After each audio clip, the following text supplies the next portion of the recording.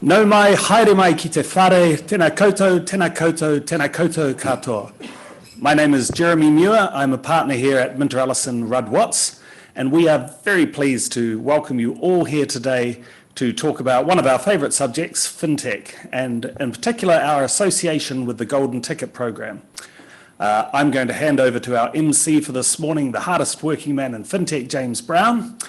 Before we do that, though, I will give you just the very basics of if you need to use the bathrooms. It's a little bit of a challenge. There's a little maze to execute whereby you go back via reception and there'll be a plain white wall to your left. It will magically open in front of you, hopefully in good time for what you need. And if you need to get out, if there is an emergency, please follow one of the Minters people. Perhaps the Minters people here could put up your hands. Excellent. So without further ado, I will be speaking again briefly later, but I will hand over to James to get things started. But again, thank you for coming.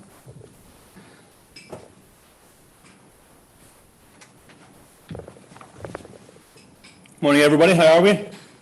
Wow, James. Good. All right, come on. Obligatory selfie. Everybody get in.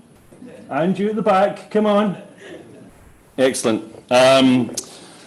Look, what an awesome turnout this morning for the 1 year anniversary of the Golden Ticket. It's been an interesting journey. I won't take too long because I really want the brainchild behind this, Mr. Tim Packard, actually to come up and obviously just talk you through how it's actually come to be, but some really exciting new announcements to it. But a couple of things I suppose I do want to just talk about, and also thank you to Jeremy and the team as well for actually hosting us. Couldn't have put on a slightly better morning for us actually over our beautiful city. But before this came to be, Tim came to me and he sort of said that phrase that sometimes you'd like to hear, which is, I've got a bit of an idea. And you're like, okay, is this going to cost me a lot of time and effort? Or actually, is this going to be something that actually we can roll out for years to come? And obviously, it's something that we're going to roll out for years to come. It's seen 3 organisations go through the programme. And they're all in the room today. So if I could just have you all put your hands up. We've got Catalyst. Now you've changed your name, haven't you? So it was Fund the Future, it now is? There you go, excellent. And we've also got Dean and the team from Kernel as well. And you'll hear from them a little bit later on. But COVID, dare I say it, actually was pretty good for the technology sector. And we've got to be mindful of that with obviously everything that's going on with people losing their jobs and people being sick around the world. But the reality is actually it helped accelerate some people's thinking. So a kick up the bum now and again isn't necessarily a bad thing. I think next time around, though, we'd probably make different choices about what wants to be the catalyst. But in the programme itself, you work with some really specialist people who actually help you take you on the journey. I think sometimes it can be quite challenging, and I think that's good to have some happy friction. But equally, I think there's also some really great learning from it. And I think that's actually helped shape the programme a little bit to what it is actually today. So I had a couple of other things written down, but I'm conscious we're a couple of minutes late, so I'll bring Tim up in a minute. But one thing I will share with you, which is quite interesting, I was down in Wellington actually only a few weeks ago, and actually met with the opposition leader, and that's, not a debate maybe for this morning, but she said some really interesting thing about the way that she views the tech sector. And actually, so I took the opportunity as a salesman, I suppose, to actually drop the Golden Ticket Programme into the conversation. So later in the year, the National Party will actually be looking to hold their own technology conference here in Auckland, which I actually think is a pretty bold statement to actually show that they recognise the size of the opportunity, the ability for it to create jobs, and more importantly, potentially actually drive economic growth.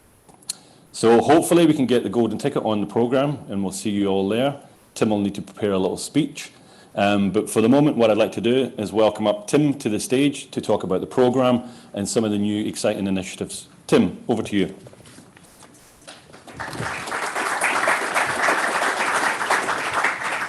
Thanks, James. Morena, everyone. Wow, what a nice moment in time for the Golden Ticket program. So many familiar faces. Thank you for joining us to celebrate our 1 year anniversary. And my sincere thanks to the speakers. Neil, I think he's on his way.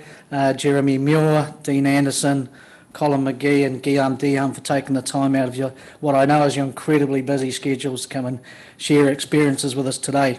And to the Minter Ellison team, what an awesome venue. Thank you so much for hosting us and for feeding us. We really appreciate that. Look, we made the go, no-go decision to launch our program on the same week the entire country went into lockdown. And I remember we had a moment of hesitation. We asked ourselves, could we do this sort of thing under lockdown conditions, and perhaps we should wait. But the overwhelming response was, let's give it a go, deciding it was times like these where the industry needs to find ways to support our community. And of course, I'm glad we did. Despite our worst fears, I think everyone involved would agree the Golden Ticket program has delivered the goods in spades, despite the constraints that were placed on everyone. And I believe that's a real testament to the good people we had involved in the program and the Golden Ticket holders. So I'd just like to thank a few people. To James, of course, and the whole Tech NZ, FinTech NZ crew have been super strong partners from day one, supporting us, advising us and providing the platform to get the word out and get people engaged. To our amazing Golden Ticket founding delivery partners, Minter Ellison, of course, on legal aspects, Alfero Digital Design on UX, UI, CX, proposition and heuristics, Arcanum AI on artificial intelligence, and Udo on software platforms. I've got to say it's been a real privilege working with each and every one of you. The depth of knowledge across the board and the willingness to pass that knowledge and experience on to our Golden Ticket holders has been truly humbling, and of course it's allowed us to deliver on the Golden Ticket promise to our Golden Ticket holders. And that promise is really simple. It's an industry-led, no-nonsense, entirely pro bono, practical and substantial program of advice and support to help startups scale. That's the GD program in a nutshell. The approach we've taken for the entire program has been very much like an agile project delivery in a way. Do a few things, try them out, get feedback, build onto the program, rinse and repeat. And it wouldn't have been possible to do this without the help of our founding partners, but it also wouldn't have been possible without the help of our Golden Ticket holders. So Kernel Wealth, Catalyst Markets, super generous. My sincere thanks to you guys and girls, past and present, for engaging and committing yourselves to a process, even when it was a little new and a bit rough. We got there when you provided the feedback we need to refine a program. We've all learned so much engaging with you, and it's been a real honour and a pleasure working with you on some small part of your scale-up journey, so thank you. And as part of that process, and as part of our evolution, today we're announcing 2 new program features.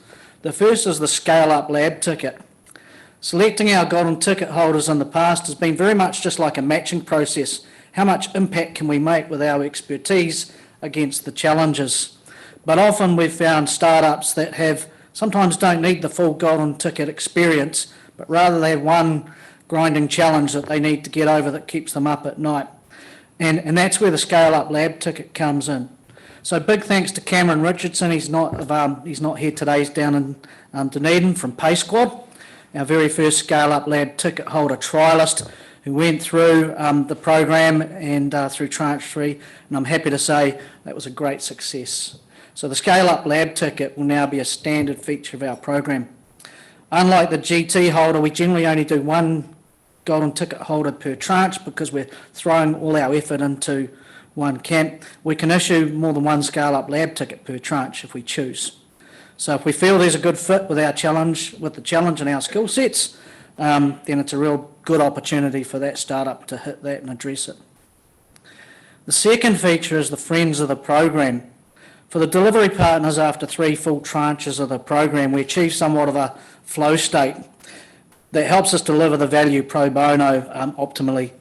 But there are some questions that aren't in our domains of expertise, and that's when we want to call on a trusted source to help out our Golden Ticket holder, and that's the Friends of the Program. And I'm pleased to announce today that we have our first 2 friends with us here today. the FMA. Binu, are you there? Look, I think everyone knows Binu, and if you don't know the FMA, you probably should by now. Maybe we need to chat about that. But the FMA's primary objective is the promotion of fair, efficient and transparent markets, and enabling innovation is central to that goal. Close partnerships with government, agencies and regulators also gives the FMA the ability to help steer innovators to the right people early in the process, allowing good quality products and services to get to market quicker. Binu and team have been working on developing a one-stop shop for regulatory guidance across multiple regulators in the aid of innovation. And that fits in super well with the ambitions of the Golden Ticket program. Our second friend of the program is Consigna. Jono, I think he's sick this morning. Tom, are you here? Tom, thanks Tom. Consigna are a born-in-the-cloud, Kiwi-founded AWS advanced consultancy. They're here to help in all things AWS with their deep specialisation and unique delivery framework. Consigna help get organisations rapidly adopted to AWS. So thank you to Binu and Jono and Tom for working with us on the new program feature, and we look forward to kind of adding more friends over time so we can build out that support ecosystem. So look, if you've got any questions about those new features or the Golden Ticket program, we've got our delivery partners here, we've got our Golden Ticket partners here, we've got our friends of the program, so just hit any of those people up or me. I'll leave you in the capable hands of James to handle the rest of today's proceedings with one last notice. If you're a scale-up or a startup that's looking to scale up now, tranche 4 of our applications is now open, and that will be open for the rest of June. So go to Golden Ticket NZ and just pump in your application. Thank you.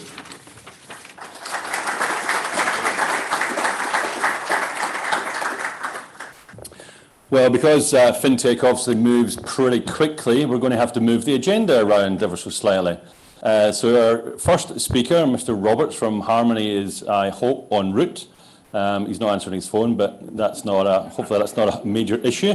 So what we'll do is we'll swap it around and we'll actually invite Mr. Jeremy Muir to come up first. Thanks, Jeremy.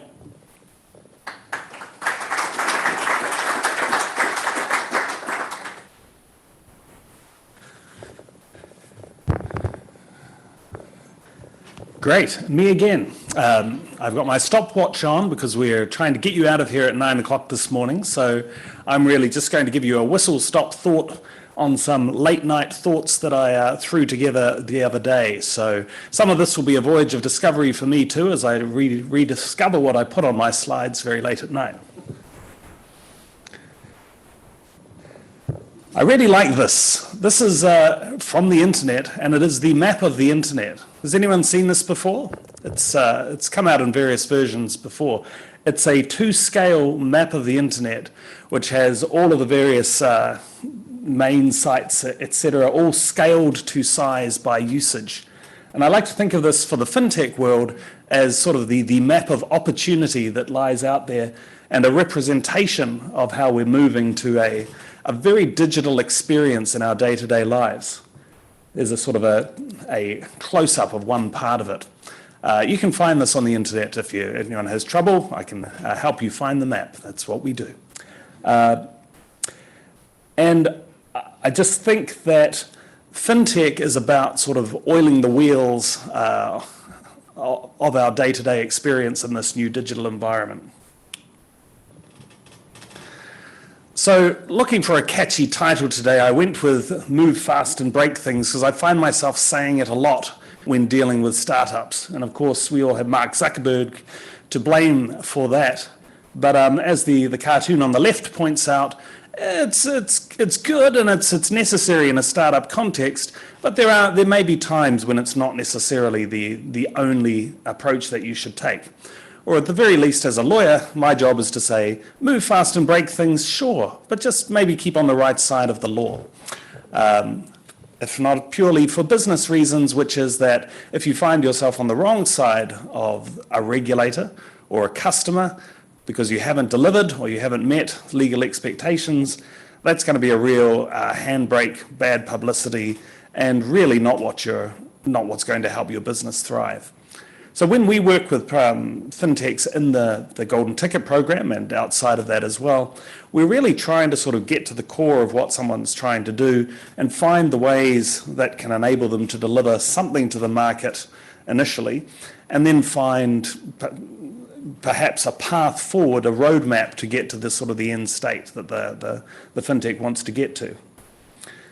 So one area that we've done a lot of work in the space that I just use as an example is kind of the cryptocurrency blockchain area, which is, that illustrates, it's complicated, but let's not worry too much about that. I also like this. It's about sort of where hope and hype meet, and that's the future. So it's all about delivering.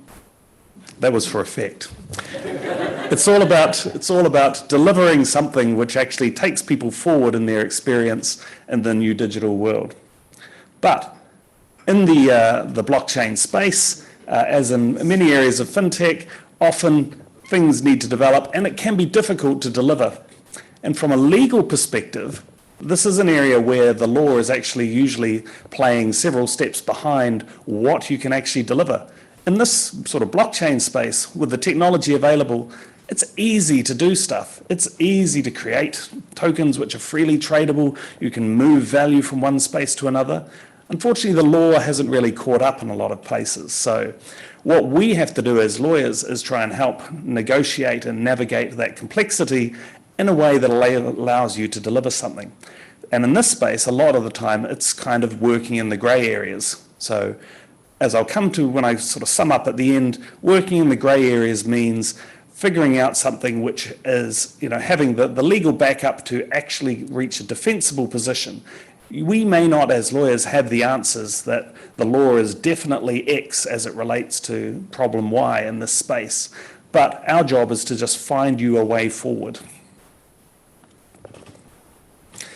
So that's the theme really of this in the startup space, particularly for fintechs, is getting to 1.0. So getting to a version of your product that you can get on the market to see if it's going to have any legs, to see if the customers are going to like it. And often that's not the all bells and whistles final end product, but it might be something which you can get to pass the regulatory hurdles relatively easily on day one, and then you can always iterate and build on that going forward. Because it's complicated. There are lots of laws and there are lots of regimes.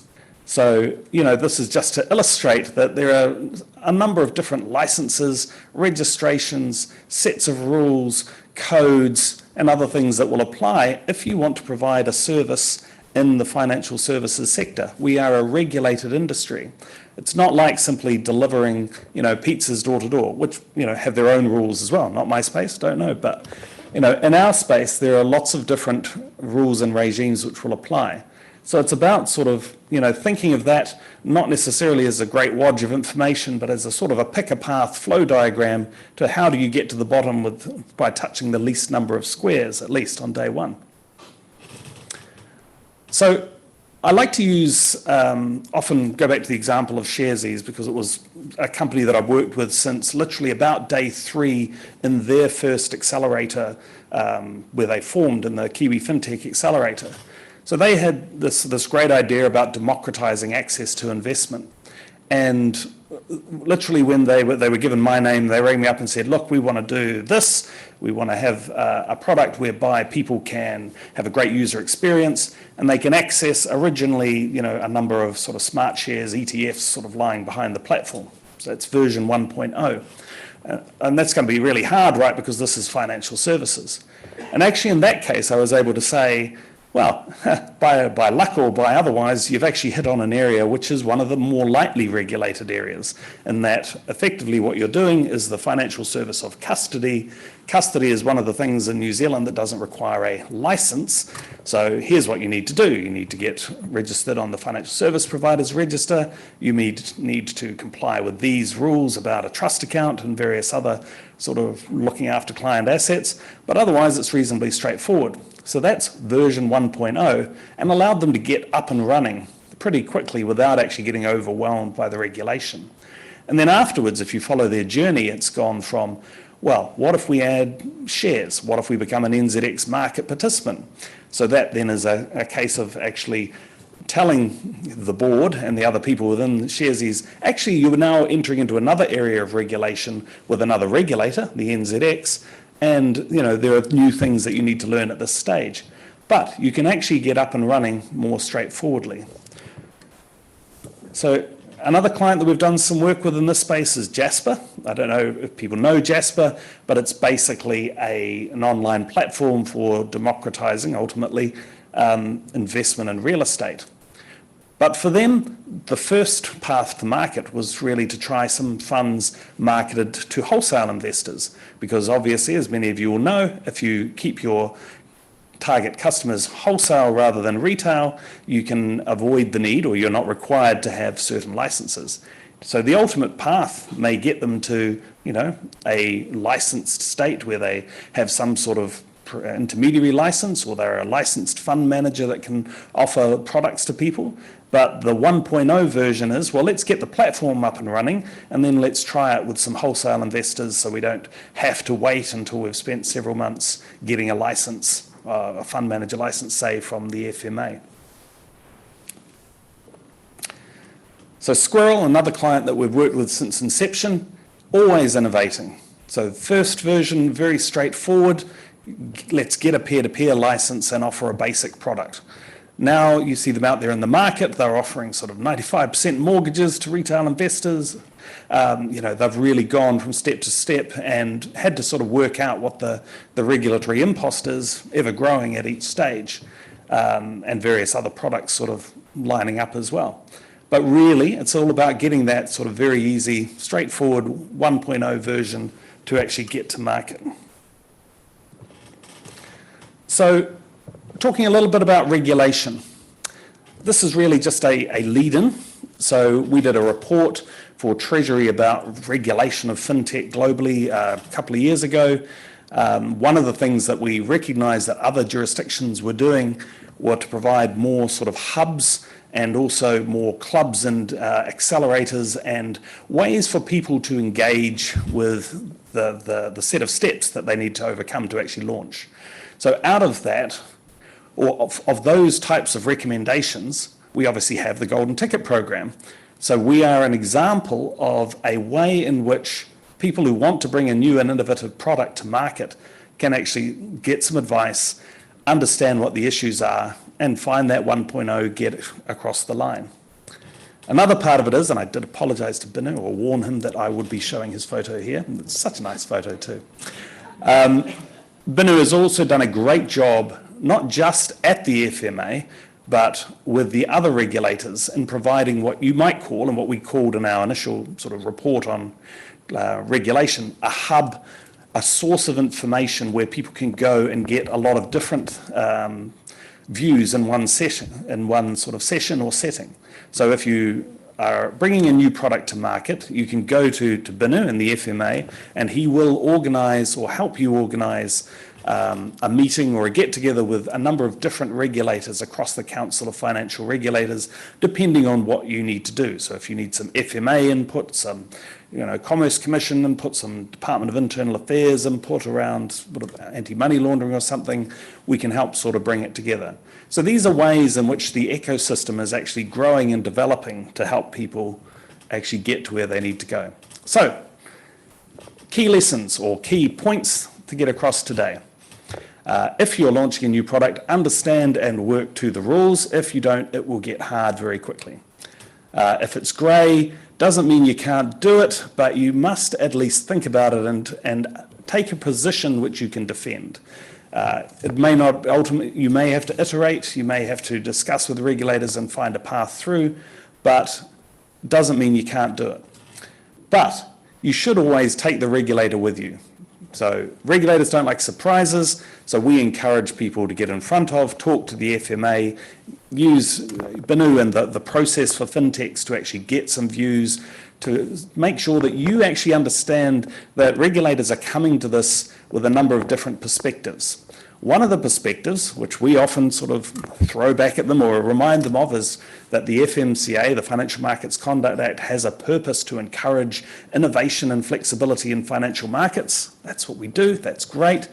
They also have other stuff in there about protecting investors, and that's pretty important too. So you really need to understand the different drivers and make sure you're hitting all the marks.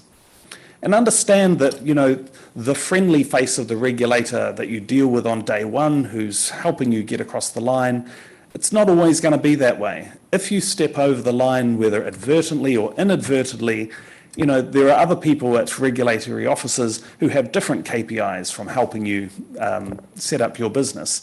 They actually have to protect investors and actually come down hard on you if you get it wrong. They will come down less hard on you, all going well, if you can show or demonstrate that you understood the rules, that you were trying hard to comply, and that you had systems and processes which you were sticking to. So always understand the regulator is your friend until they are not. So try and stay on the front side of that equation. Because if they're not your friend, it's probably because you've done something wrong. Balance growth and compliance. You just need to understand that although we're trying to move fast and break things, just not the law. And ultimately look after your customers, because if people are happy, not complaining, they're getting a great result and a great product, then they're much more likely that things will continue to go smoothly. So that was it. Short and sweet. Thank you.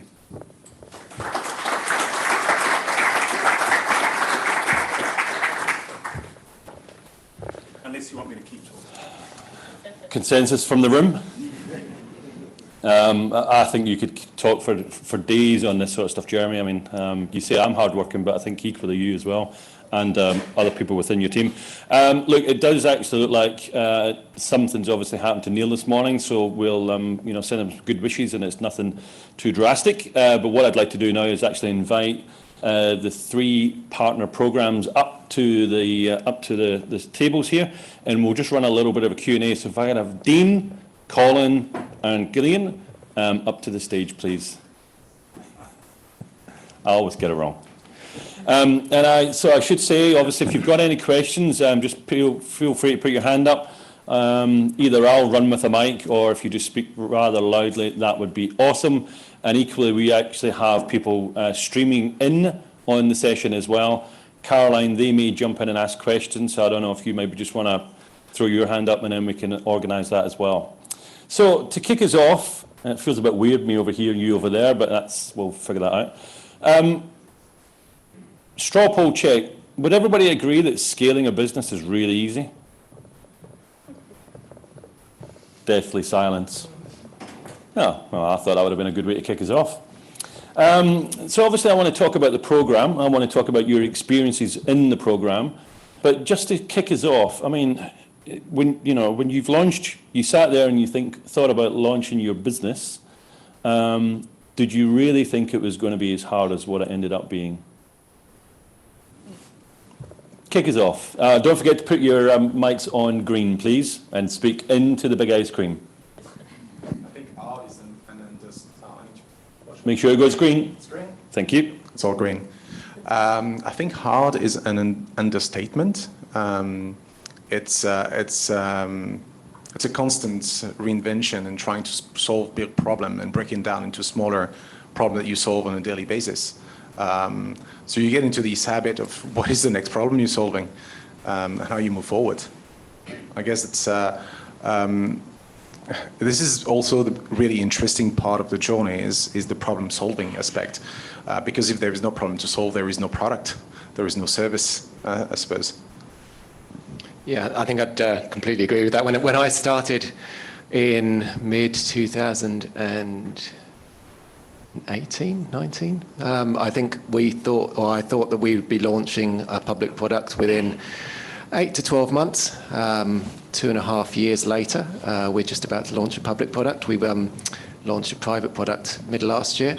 So the challenges for us have been, I knew they were going to be hard, but they've been taken even longer than I expected. But yeah, as Guillaume says, that it's the challenges that make it worth doing in the first place, and that's why I think we all start out our businesses. You're probably just rounding up. I think we obviously are a very different business to start than most others. We're ultimately, touching on to Jeremy's point, we are at the heart of what we do, a licensed funds management business. So we jumped straight into the very deep end of the regulation environment. It's an unusual business to start because you don't really have a 1.0 stepping stone. You are all in. So it was obviously a couple of us going through that process where I guess for us it has been complex, but coming from that environment, understanding the regulation, understanding the environment we're operating in made it a bit easier, but it is a long journey. So that adds to the complexity of starting a business generally as well. We did sort of jump in, but just does everybody actually know the three chaps on stage and what business they represent? Sorry, we should have really done that at the start. So, Dean, do you want to kick us off? Yeah, so we're basically a fully digital investment management firm and investment platform. We run a range of index funds that we've developed from the ground up, and we've got a direct retail investment platform as well. So we're kind of this all-encompassing wealth solution. Yep. So we are a stock market for small, medium-sized businesses. And when I started by saying to people, well, stock markets don't work for small and medium-sized businesses. So we had the challenge that actually we had to change the law before we could really start doing our main business, which is why it's taken so long. Probably not the most sensible thing to do to start a business where you need a law change before you can do it. But yeah, that's what we're doing, and we'll be coming out with an announcement on that very shortly. So we'll be allowing smaller businesses to get the benefits of being listed as though you're listed on something like NZX, but smaller and actually that works for a business that doesn't detract from getting on and running a business, which normally being listed does for smaller businesses. So Super Generous is a positive impact amplification platform. The first product release is about augmenting the dollars given to charitable organizations by optimizing the donation tax rebate. And I just actually said that, and I realized how tax is really not the most passionate part of the giving experience. But effectively, with $100 given to charitable organization, we get the donation tax rebate from the RD and channel that money back to the underlying organization, thereby creating a new donation and compounding this donation over time. So $100 become $147 something. So that's the first part of our journey. We are like to say that we are building the gift that keeps on giving back.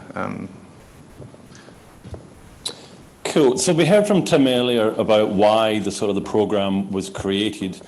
When you saw or were approached to put in an application for the program, was there any nervousness about sort of opening yourself up to feedback, not necessarily criticism, but feedback on where you were and some of the things that you might have to change in order to actually get to market more quickly than previously thought? I guess that's what we do on a daily basis. We question everything we do and reinvent ourselves. It's an iterative process, a startup. So getting the insight from experts from the Golden Ticket for us was, looking in what we do in a different lens, finding new ways or exploring improvements in how we operate from a customer point of view, from a customer experience point of view, from a workflow point of view, for using different types of partners that are through the Golden Ticket, whether it's artificial intelligence, machine learning, design. All this actually supports to creating a better user experience ultimately. And this is what we are here. We are here to remove a cognitive load, which is part of the problem that we're solving, to replace that by,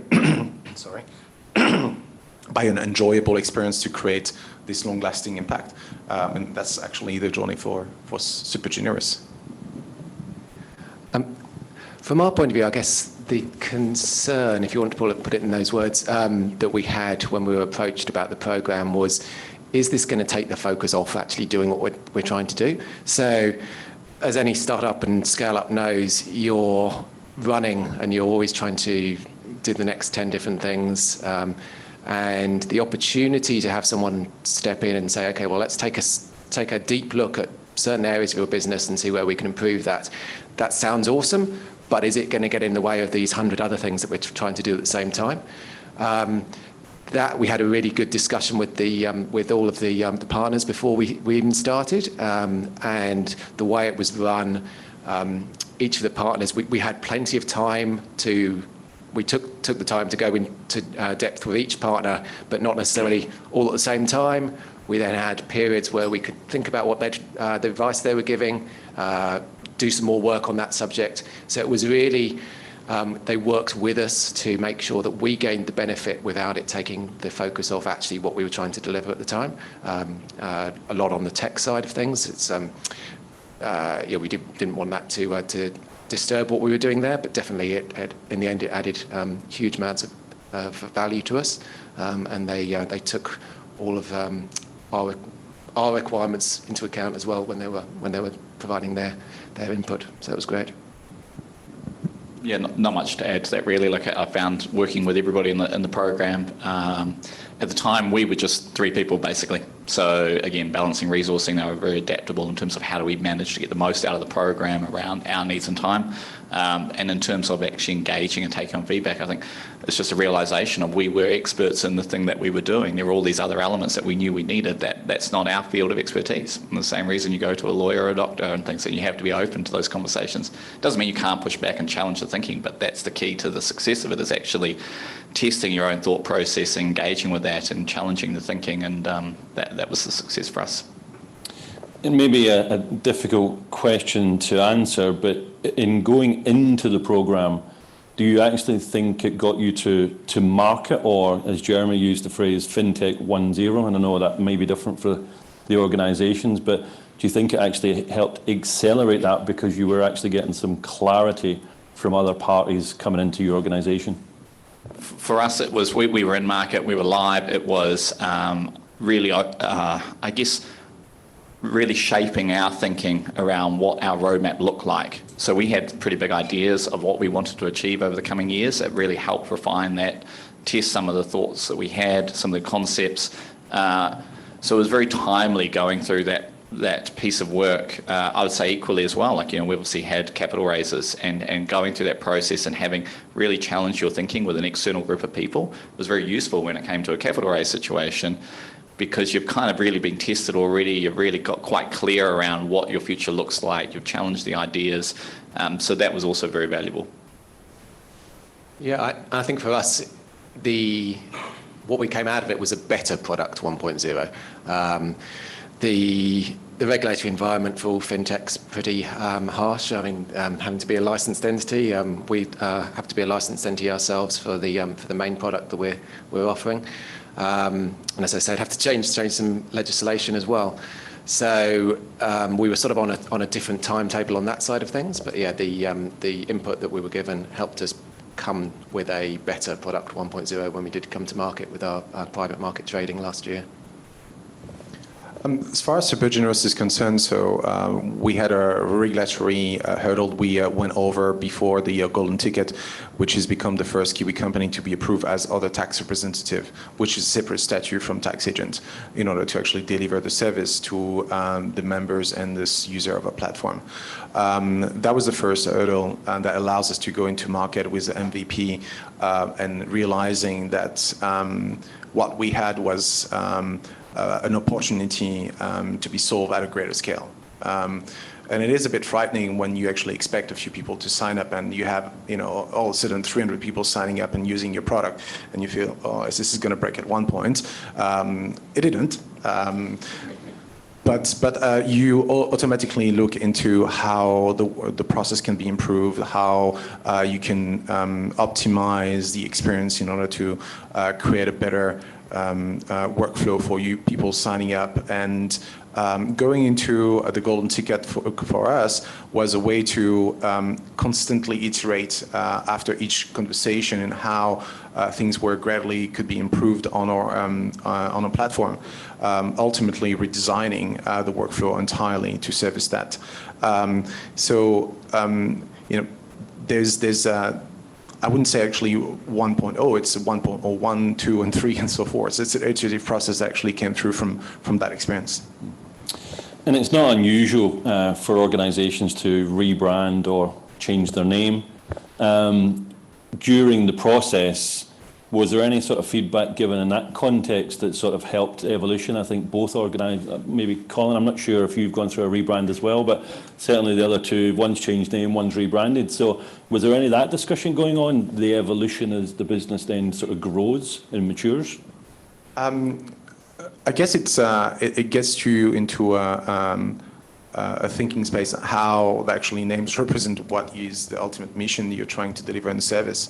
For us, it was part of a moving away from, I would say, MVP phase to a real brand name that could be scaled into various other product area that we wanted to grow in. But ultimately, is we're servicing a community of people that make generous contribution to the sector. To the charitable organizations. Using our platform, they will become super generous. It was a very natural process, but it was not an easy process. Letting go on your old self to build a new, and also give the opportunity, sorry, I need to talk to her.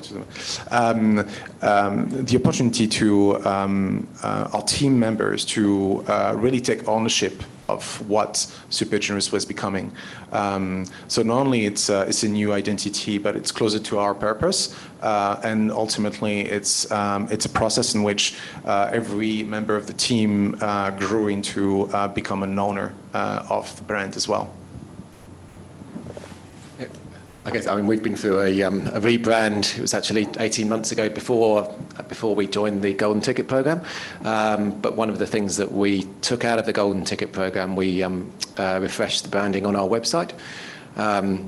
So the input of from the UX to the legal side of things to the digital help on the actual platform itself. That all helped that rebranding, and we've adopted the name Catalyst to show that the energy and changing force that we're bringing to New Zealand's capital markets and to smaller businesses in New Zealand. So that energy is now reflected in the website, and we were really pleased with how that came out. I guess ours was pretty blunt. We didn't want to spend any money when we launched on branding, and so we were saving every dollar for the things that we felt added a bit more value. So when we launched, ultimately we did it all ourselves. We did everything in-house, and it was speaking quite targeted to a single audience. Our products evolved a bit over time, our fund range has expanded, and our language has changed, and so it was natural that we're now at this point where we've got a wider audience and where our product's at to kind of actually make some investment into that side of the business. And so that was quite a fundamental change for us, but it was just a natural process of where we prioritised our resources going through starting up a highly regulated investment business and other things as well. So I think that's probably a very common journey, and it's for everybody, it's always weighing up what are the priorities and when do you spend every dollar. Has anybody got any questions?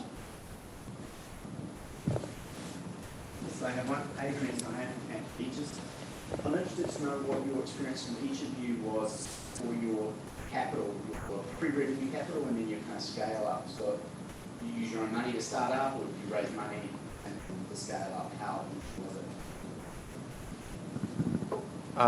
it? As far as Super Generous, formerly Fund the Future, is concerned, very much of a bootstrap story until we got selected by the Kiwi FinTech Accelerator, and Jeremy have been on our side since that's in June 2019 when we decided to take part, and Colin was along our side as well. There's a few other family faces in the room as well. That process actually helped us to, in the case of Fund the Future, get to a point where we came up with an idea and we wanted to validate what is the market size opportunity, how do we actually go to revenue, how do we scale the business, where is the problem that we're solving, and understanding actually the legal landscape in which we actually will be operating. Building up an MVP and testing into the market was the second step after that. Naturally, once you actually have all these data points that support and indicate that there is a business opportunity and you need to scale, this is when you actually call in external capital to fundraise. And this is what we've done. We closed around in February, raising $1.4 million from various value-aligned investors supporting what we're trying to become. Shying away from the mythical unicorn and wanting more to be a zebra. more practical, different stripes, and where it actually will be a billion-dollar company, I have no clue. It's really too early to say, but we'd rather actually have a billion-dollar impact to begin with, and that's actually where we set our sight. Yeah.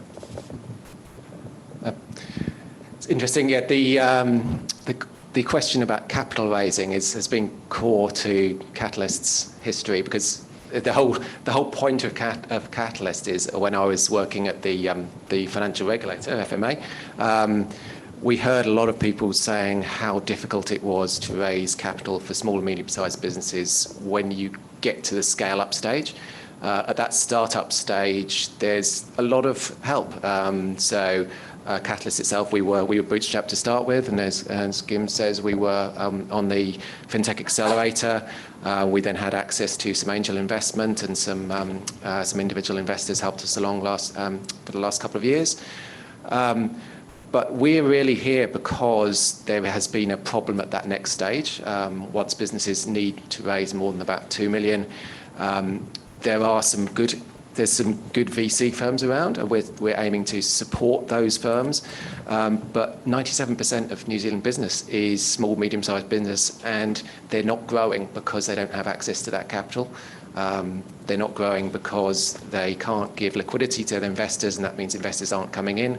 And they're not growing because they can't access all the types of investors that they need to need to support them. So retail investors basically not accessible at the moment. And so what we're here to do is to give access to those businesses, help them capital raise in that next stage, help them provide liquidity to their investors, and give access to those types of to retail investors, and retail investors access to those small, medium-sized businesses. So, yeah, our own journey has been bootstrap through angel investment and through working with other institutions. So that's sort of our own capital raising path. But yeah, we're here to help other small, medium-sized businesses with their capital raising path as well. I guess our story is just nothing like most startups. Being like, we, again, coming back to the regulatory piece, starting a funds management business ultimately, we're actually restricted anyway in terms of a number of funding structures we could consider. We have to have a positive NTA. We had to show significant capital up front before we even launch. So, again, coming into this thing from day one, you've got to have a very different proposition. And so I guess we've been exceptionally fortunate with our journey on that side of the business.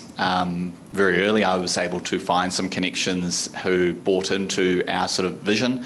I think the key to that has been we were very clear with our roadmap and what the growth trajectory looked like. Probably unlike a lot of entrepreneurs, really sort of downplayed our vision a bit, so that we understood the space we're operating in takes time.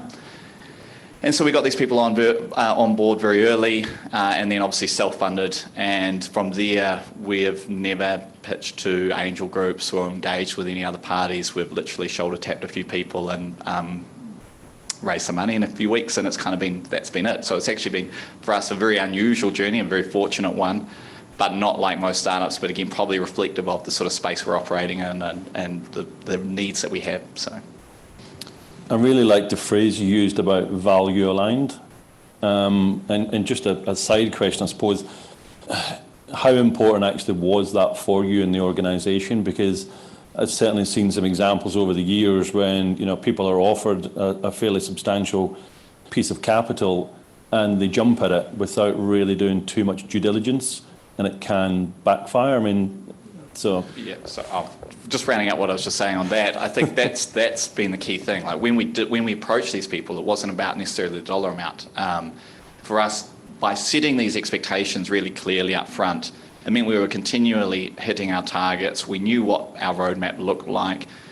When we've gone back and said, actually, look, we want to accelerate a bit more, we want to raise some capital, we've been able to do that from our existing shareholders exceptionally easily, because we've been quite clear up front about what we stand for, what this long-term journey is about, what we expect out of our partners on the capital side of the business as well. So by doing that up front and starting that from day one, it's made it far easier for us. And I think that's a critical thing that most people should look at rather than just what is the dollar amount.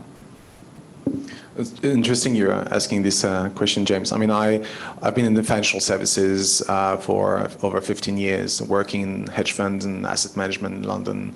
Most of my career is raising money from institutional investor, family offices, and whatnot, pensions, you name it. This journey about Super Generous, reminded me a lot of actually going out and trying to get people to invest in the funds I was offering. It's a different slog, like completely. I mean, you're emotional party, obviously, and you want people in your cap table that actually can magnify the vision that you have, that are thinking alike, but will also be able to challenge your thought process to make it better, but also open doors as well. For us, it was a key element to get people through the process, as we're seeing ourselves as an impact business, as a vector to create a positive impact in the communities. So people that we were talking to on that aspect, we wanted to see what they've done, what experience they had in doing so before, and also what skill set they were bringing to Super Generous as a business. Not only investing, but type of skills that we didn't necessarily had in the team, and creating an alignment of incentive not only on the mission but on the success of what Super Generous was about to achieve or trying to achieve. A key part of us of the process was to get this conversation going, understanding what were the motivations and where these visions were aligned. I suppose money was secondary. It's what actually sealed the deal in this aspect. But finding this investor was really important for us to make sure that the long-term vision of Super Generous was built on really solid foundation from an investor point of view. I really like that as well. Magnify the vision. So actually, they're an extension of your own internal team, which I think is really nice. We've got about 5 minutes, so I'm just going to scan the room just to see if there's any more questions. Royden, nice and loud, please. Every fintech startup has to have that initial platform that you develop and invest heavily in.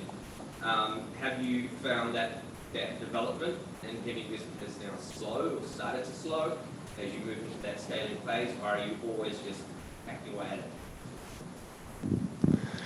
I think it only ever gets faster. So as you scale, there's just more. You get more feedback. You get more opportunities to provide services to customers, and then so there's more need to scale up your platform. Obviously, it's got to be done in a way that's, especially in the fintech space, it's got to be done in a way that's secure. So it's always takes a lot longer than you might originally hope. So yeah, I think there's always going to be need for us to work on that platform, and it's only ever going to get more in the future. I think there's a really interesting part of that, which is when you're 3 people in a team, there's so much you can achieve because there's so many hours in the days and night, and you kind of actually get used to this cycle of iterative and construction and so forth. And then as you grow the team, you think it's exponential. It is not necessarily. You'd like it to be, but your expectations are growing far faster than the capabilities that you have, because you think you can do so much more. And there's still actually this scaling approach where you need to have multi-threadings of problems as opposed to take one problem at a time. So you deal with much more than one at a time. So it's a kind of actually a space where time distort itself in a way, where you're treating or solving many more problems at the same times. It doesn't feel like you go faster, but you are, and it's definitely a fact. You wish you were to go faster. That's the only catch with this approach. We again took things slightly differently. We actually used a third-party solution when we launched. So again, focusing on our first 18 months was building out our investment product range. You know, we only had 3 people in the team. We were experts at running index funds.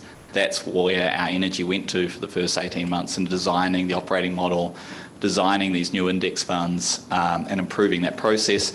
And we used the third-party platform. And then December last year, we built out our own technology team. And then last month, we just launched our own platform. And that's now given us that ability to move at pace. We're basically able to release features every single week. And we've got this great architecture where we can kind of just pump out new features in real time now. So, yeah, now it definitely doesn't slow down. And just in closing, just a couple of comments then actually on the programme itself. We've heard great feedback, also didn't detract from what we were actually doing on a day-to-day basis. So maybe, Dean, if I just start with you, just a couple of closing thoughts on the programme itself, by the fact that, you know, Tim was able to get this up and running actually through COVID, which obviously adds extra challenges. Just your last little view. Yeah, I guess coming back to, I think for us, it was a great clarity of thought process going through and testing our ideas. There'll be different values that people take out of it depending on what their objective is, and being clear of what you want to achieve from the program. Tim and the team, they're great at actually talking through that before you even go into it. So if you are thinking about it, I'd actually engage with them and go, what is it that you want to achieve, and is that actually going to be the right thing for you in terms of, as everybody's conscious of, your resourcing. You know, are you right to go into this program now? What is the right program? What are you trying to get out of it? For us, it was really getting some clarity of thought, the big picture sort of refined, that tied into a number of other things we were doing, and the team were exceptional at delivering on that. So. Yeah, I'm not sure there's too much more I can add. I think the diversity of the input is amazing, but yeah, take time to think about all those things, what we need at the moment, and I think it's a great development that you've got those new partners, and you offer the for those businesses who it's not the right thing at the moment to have all of those services at one go, having the opportunity to ask for just input for one of those services at a time, I think is a great development. As far as Supergenius is concerned, for us is reflecting on the experience of going through the Kiwi FinTech Accelerator, and then going on our own and just spinning out of this cozy environment where a lot of help was at hand, and resources were at hand, and then go and venture on your own. I think what the Golden Ticket helped us is reconnecting with sort of sounding board mechanism where you've got the ideas you want to actually implement, and what are the guidance around how you need to move forward in different type of disciplines around the fintech business that we're building was fantastic, in the sense that it helped us actually structure our thinking around different verticals of a business and prioritize different features as well as part of our roadmap.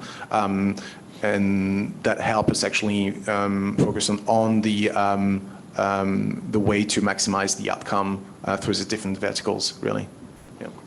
So I think for me then, just to sort of summarise and close, clearly scaling is hard, but the reality is that there are some great mechanisms out there for support. And I think what you've heard from the panel as well is actually that be open-minded even before you engage with the programme, and actually go and speak to the team and just ask the questions, and they'll be very, very clear about whether it is right for you right now. The other key bits, obviously, I've mentioned, magnify the vision and value aligned, but also be kind to zebras. I thought was quite an interesting one. But I'd just like to close by thanking Tim for having the vision, and obviously sort of getting behind it and taking it head on during COVID. And just to close, and thank Jeremy and the team from Minters for hosting us today, and thank you all for coming out earlier this morning, and hopefully we'll see some of your faces actually on the programme in the future. And don't forget that the tranche is now open, so it might be your organisation, but also if I look around the room with some big banks and stuff here, it might also be some of your customers that you're working with that this also actually might be very suitable for. So think about it in both contexts. Thank you, panel. Really appreciate it. Always insightful. Jeremy, thank you for your comments earlier. I'll go and check where Neil is, and hopefully he'll be okay. But thanks for coming out. We'll see you on the next time. And thanks for those online for dialing in as well. Much appreciated. Cheers, everybody.